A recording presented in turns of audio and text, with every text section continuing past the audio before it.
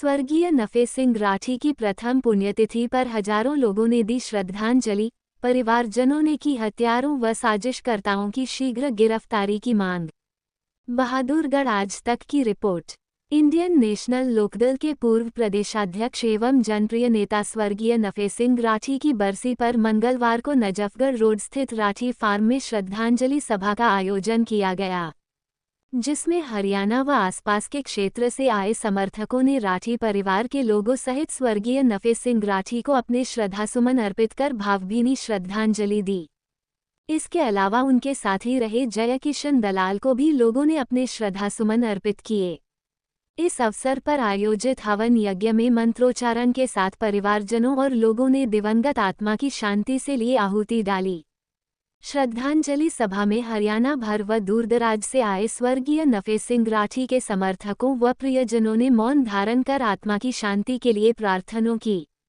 साथ ही स्वर्गीय नफे सिंह राठी के हत्यारों व साजिशकर्ताओं की शीघ्र गिरफ्तारी की मांग भी उठाई।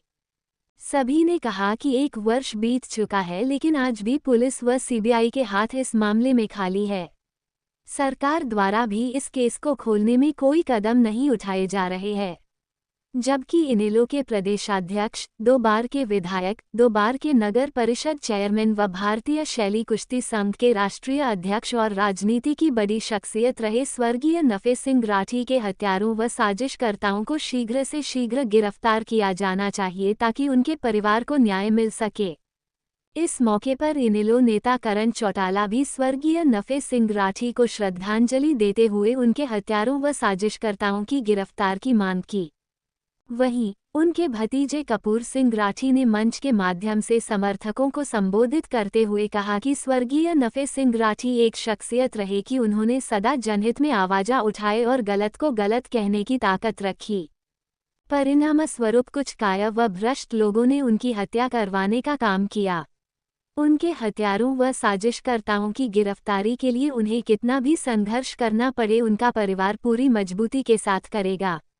स्वर्गीय नफे सिंह राठी के ज्येष्ठ पुत्र भूपेंद्र राठी ने भी उनके हत्यारों की गिरफ्तारी शीघ्र किए जाने की मांग उठाते हुए उनके अधूरे कार्यों को पूरा करने की बात कही। बहुत ही मान और सम्मान के योग्य मेरे पिता तुल्य बुजुर्गों, मातृशक्ति, ज्यादा बात ना कहते हुए मैं तो इतना ही कहूंगा कि राठी साहब के साथ और परिवार के साथ हमारा लगाव आज का नहीं और केवल राजनीतिक नहीं, पारिवारिक रहा। और खास तौर पे पिछले कुछ सालों में राजनीतिक तौर पर भी और सामाजिक तौर पर भी मुझे उनसे बहुत कुछ सीखने को मिला। बहुत दुख की बात है कि अभी तक कोई भी कार्रवाई इस मामले में नहीं हुई, लेकिन परिवार की तरफ से आश्वासन है कि जहां कहीं भी राठी साहब के परिवार की जरूरत पड़ेगी, उनके साथ कंधे से मिला के कंधा खड़ा मिलेंगे और जहां तक लड़ाई लड़नी पड़ेगी उनके साथ है। ओम शांति शांति।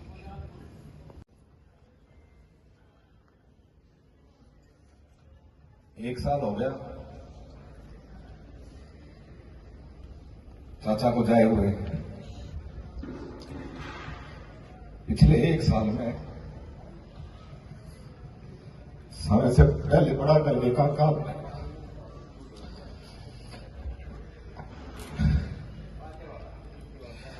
जो भी इस बात का है, 1 साल में न वो बदमाश पकड़े गए, न षड्यंत्रकारियों ने जो षड्यंत्र रचा वो पकड़े गए, न ये घटना घटा जिसने घटवाई वो पकड़े गए, न जिसने उनका सहयोग किया वो पकड़े गए। 1 साल हो गया। हमें मिला तो सिर्फ आश्वासन मिला, सुनने को ये कहा हाँ कोशिश कर रहे हैं।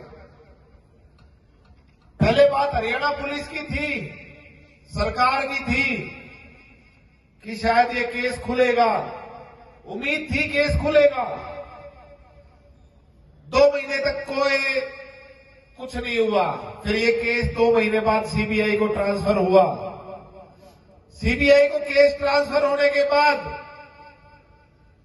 आज 1 साल हो गया, जिसमें 10 महीने सीबीआई के भी गए और 2 महीने हरियाणा सरकार के और इस हरियाणा पुलिस के भी गए।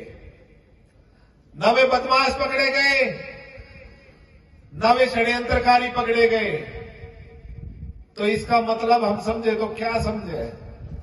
इसका मतलब तो यही है, सरकार में बैठे हुए कुछ राक्षस इस गुनाह में शामिल है।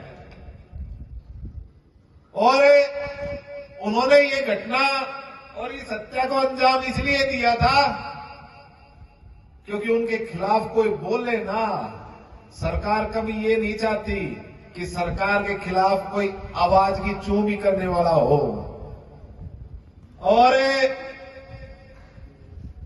अब 1 साल हो गया, घर परिवार रिश्तेदार नाते यार दोस्त सारे समर्थक सब इस बात की बाट में बैठे हैं कदियों की ये स्कूल है, कद उन राक्षसा का जेड़ हुआ है।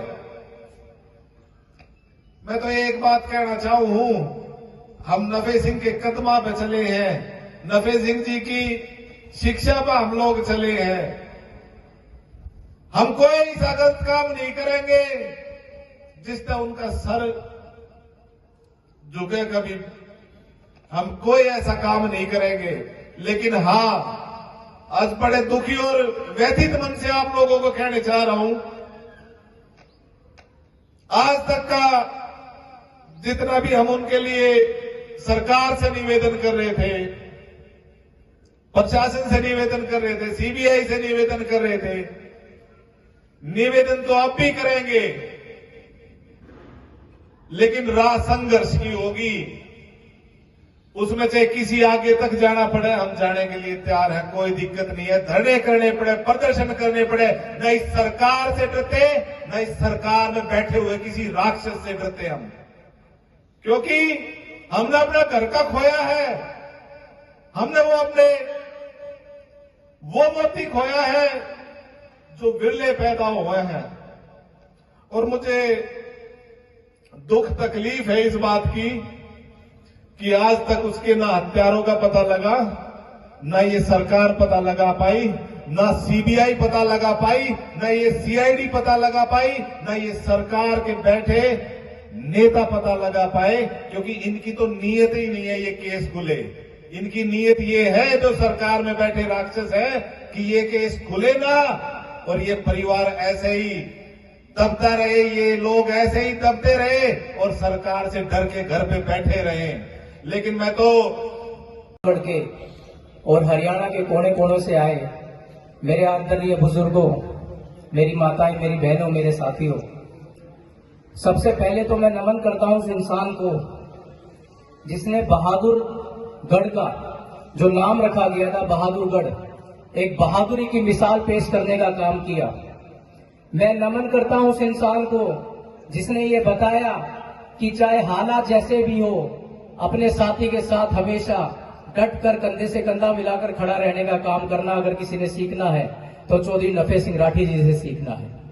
मैं नमन करता हूं उस इंसान को जो अपनी न केवल जुबान के धनी थे, बल्कि जिसके साथ खड़े रहे, जिस काम के लिए गए उस काम को आखिर तक पहुंचाने का अंजाम दिया। और मैं नमन करता हूं उस बेटे को, उस भाई को, उस पिता को जिन्होंने हमें इतनी मजबूती प्रदान देने का काम किया कि हम इतने बड़े हादसे में, मुझे याद है वो दिन 25 फरवरी पिछले साल का वो दिन जब हमारे साथ वो दुर्घटना घटी। एक पल के लिए विश्वास ही नहीं हुआ जब भाई का फोन आया कि ऐसे ऐसे वारदात हो गई है, विश्वास ही नहीं हुआ। लेकिन जैसे जैसे समय गुजरा, हालात बदले और धीरे धीरे ये विश्वास दिलाना पड़ा अपने मन को कि आज वो इंसान हमारे बीच नहीं है। मैं एक छोटा सा वाकया आप लोगों के साथ साझा करना चाहूंगा। लगभग 3-4 महीने बाद की बात है। मन बहुत दुखी था और दिन में बैठ के रो रहा था। मुझे याद है अचानक से मेरे पिताजी का आना हुआ और मेरे कंधे पे हाथ रख के मुझे कहा, इतनी छोटी अगर परेशानी से घबरा जाओगे तो वो जो हजारों आदमी तुम्हारे इंतजार में बैठे कि तुम दोबारा खड़े होगे, उनका कौन साथ देगा? चल खड़ा हो, यहां नहीं बैठना, अपने भाइयों को बोल घबराने की जरूरत नहीं है, मैं पहले भी तुम्हारे साथ था और आज भी तुम्हारे साथ हूं। ये ताकत, ये हिम्मत वो हमें देकर गए हैं और ये ताकत, ये हिम्मत आज मेरे आंखों के सामने बैठी है, जो हरियाणा के हर एक कोने से बहादुरगढ़ के हर एक कोने से, हल्के के हर एक कोने से उनके साथ सुख दुख का साथी हमारे बीच बैठा है। मैं आप सभी का धन्यवाद करता हूं और नमन करता हूं उस इंसान को जिन्होंने हमें ये ताकत दी। आपका बहुत बहुत धन्यवाद।